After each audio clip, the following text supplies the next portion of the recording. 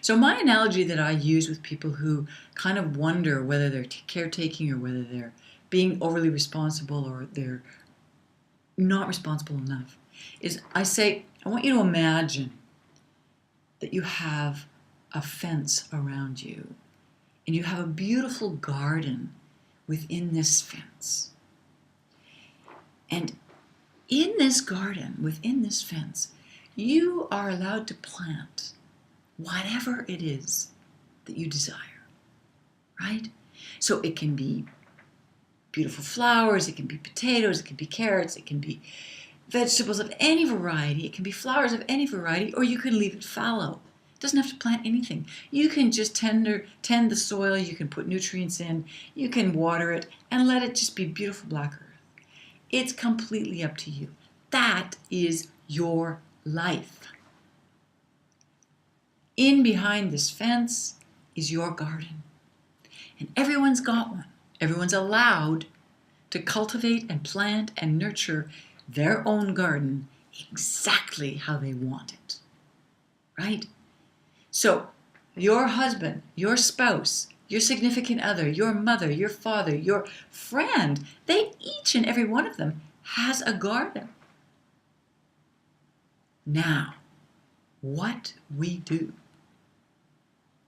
as dysfunctional beings is we poke our nose over and to look into other people's gardens. We poke our nose over their fence and we check out, what are they growing?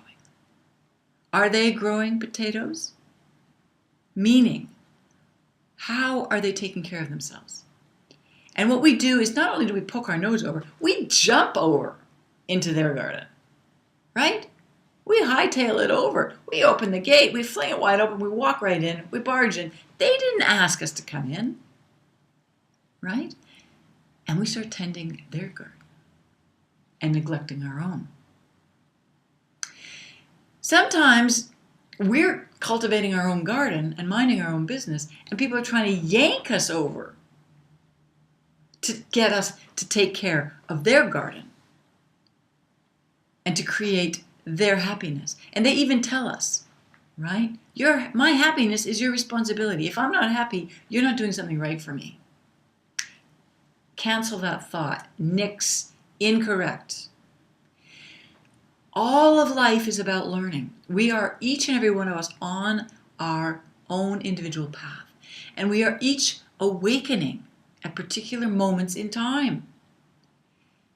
Our job is to keep cognizant and aware of what it is we're cultivating in our garden and what makes us happy. What is it within our life that makes us happy and joyous?